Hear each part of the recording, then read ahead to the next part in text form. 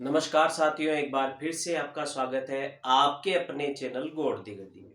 साथियों, हमने शब्दों के तत्सम और तद्भव रूप है वो देख लिए हैं। अब हम चल रहे हैं देशज और विदेशी के पास में। उसके बाद शंकर के कुछ उदाहरण आपको बताऊंगा।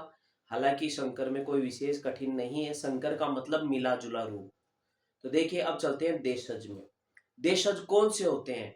जो किसी भी देश के स्थानीय रूप में होते हैं, जो स्थानीय लोगों के द्वारा अपनी निर्मित भाषा, अपने स्थानीय चीजों के लिए जो जो शब्द प्रयुक्त किए जाते हैं, वो सारे शब्द है वह देशज कहलाते हैं।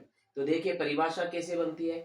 वे शब्द जो किसी भी देश के लोगों के द्वारा अपनी आवश्यकता अनुसार निर्मित कर लिए जाते हैं, वे शब्द उस देश में जन्मे हैं, अर्थात देशज कहलाते हैं। तो देखिए, देशज शब्दों में से हालांकि परीक्षा में आते नहीं है, फिर भी देख लेते हैं। देखिए, जिसमें ज्यादातर अड़े अड़े जैसे शब्द आते हैं तो वो होते हैं देशज। गड़बड़, उबड़ खाबड़, फटाफट, रेवड़, थप्पड़, खिड़की, खुरपा। अब देखिए, बुद्धू, लोटा, परात, भगोना, चुटकी, भोगली, ये सारे शब्द तो देशज है, लग भी रहे हैं। अब ये देखिए, लुंगी ये तो लग रहा है, लेकिन इडली, डोसा ये दो शब्द हैं, आप समझ सकते हैं ये विदेशी जैसे लग रहे हैं, लेकिन हकीकत में ये हमारे भारत के ही हैं। दक्षिण भारतीय व्यंजनों में ये शामिल होते हैं, तो इसलिए किसमें आएंगे? देशी शब्द है ये। फिर देखिए, कौल या संथाल ये जनजातियां हैं, और इन जनजातियों के द्वारा जो शब्द प्रयुक्त किए जाते हैं वो है कपास, कौड़ी, पान, परवल, बाजरा, सरसों। अब देखिए, बाजरा कौन सी भाषा का है?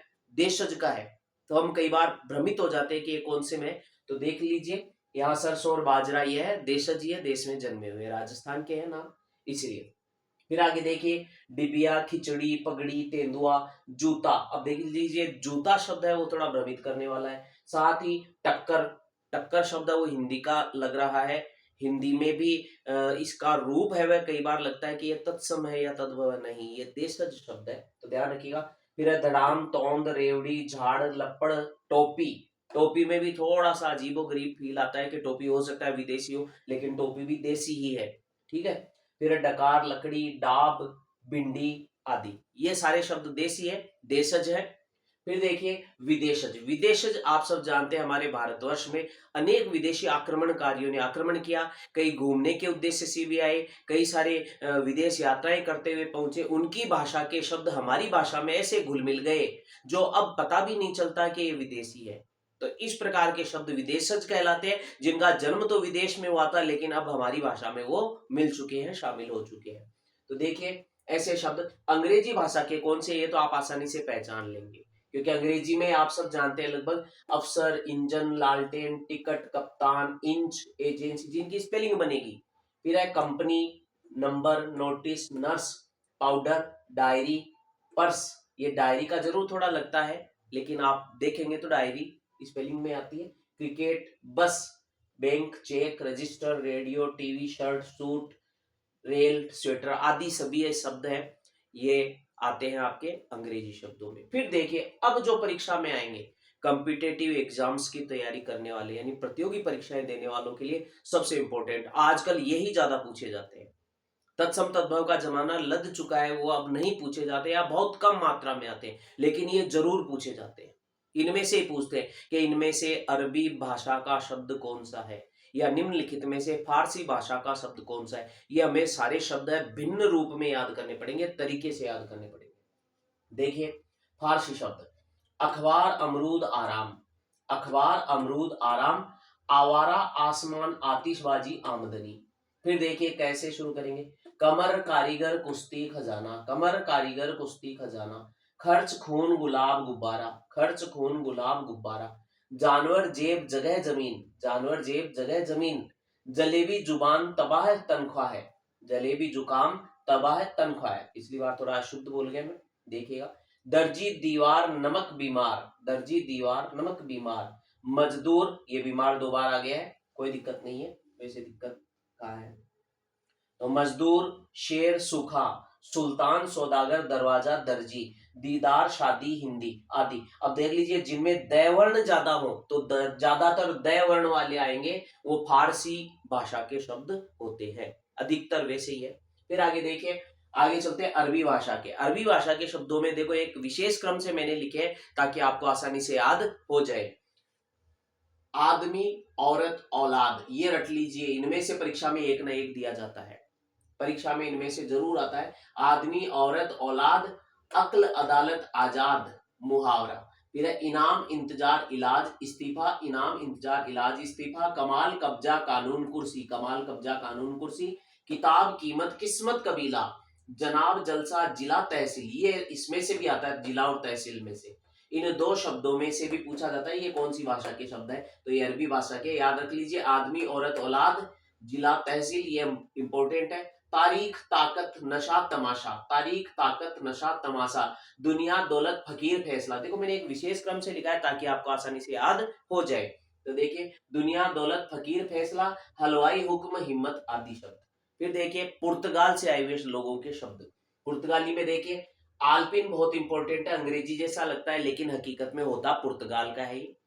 फिर उसके बाद में देखिए आलू, ये भी पुर्तगाली शब्द है। जो हम सबसे ज्यादा जो है सब्जियों में जो राजा है वो आलू को ही मानते हैं, तो आलू है वो पुर्तगाली है।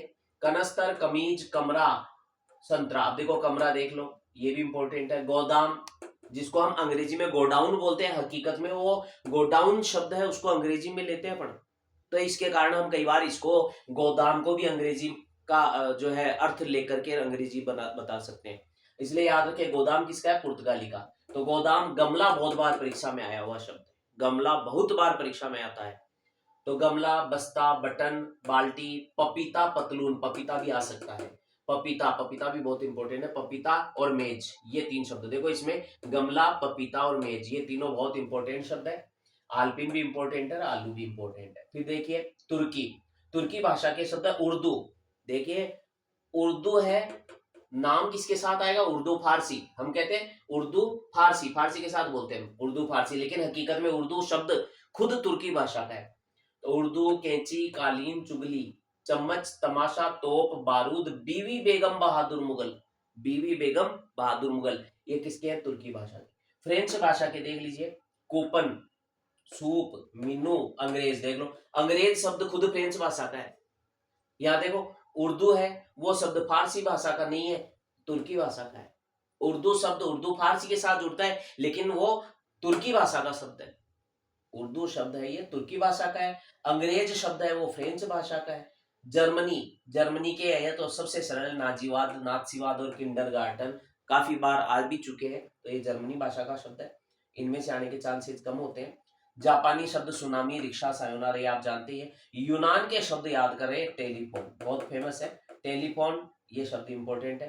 फिर बाकी देख लो, बाइबिल, एकेडमी, अटलस। और चीनी शब्द वो चाय, चीनी, तूफान, ये तो याद रहेंगे, चाय, चीनी, तूफान। इंपॉर्टेंट कौन कौन से साथियों देख लीजिए, ये एक तो तुर्की भाषा के शब्द, ये मोस्ट इंपॉर्टेंट है। इनमें से भी मैंने आपको बताया बेबी, जैसे यहाँ पर आ गया ये उर्दू शब्द हो गया एक, ये कालीन शब्द हो गया, इनमें ऊपर वाले में पुर्तगाली शब्दों में आल्पिन हो गया, यहाँ गोदाम, गमला और कमरा, पपीता, मेज, ये शब्द इंपॉर्टेंट है। इनमें से आपको बता ही दिया है, आदमी, औरत, औलाद, ये इंपॉर्टेंट है। साथ ही साथ में किताब याद रखें, और एक दो और शब्द थे, जनाब, जलसा, कानून, काफी सारे, चलिए देख लीजिए और भी हैं, जिला, तहसील, हाँ ये रहे।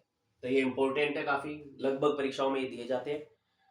तो साथियों ये यहाँ पर तत्सम, तद्भव, देशज और विदेशी पूरे हो गए। संकर, संकर यानी दो का मिश्रण, जैसे बैलगाड़ी, रेलगाड़ी, डाकघर और जांचकर्ता, ये अलग अलग। जैसे संस्कृत का भी आ गया, हिंदी का भी आ गया, जांच है हिंदी का है और कर्ता आ गया संस्कृत का। साथ ही साथ में रेल और गाड़ी, गाड़ी देशज शब्द है, साथ ही साथ में रेल अंग्रेजी शब्द है। तो इस प्रकार से जो मिश्रण होते हैं दो के, वो होते हैं संकर शब्द। तो साथियों पहला भेद पूरा हो चुका है, उत्पत्ति या स्रोत के आधार पर पूरा कर दिया है। अब अगले भेद की ओर चलेंगे हम अगले वीडियो में। धन्यवाद, जय श्री राम।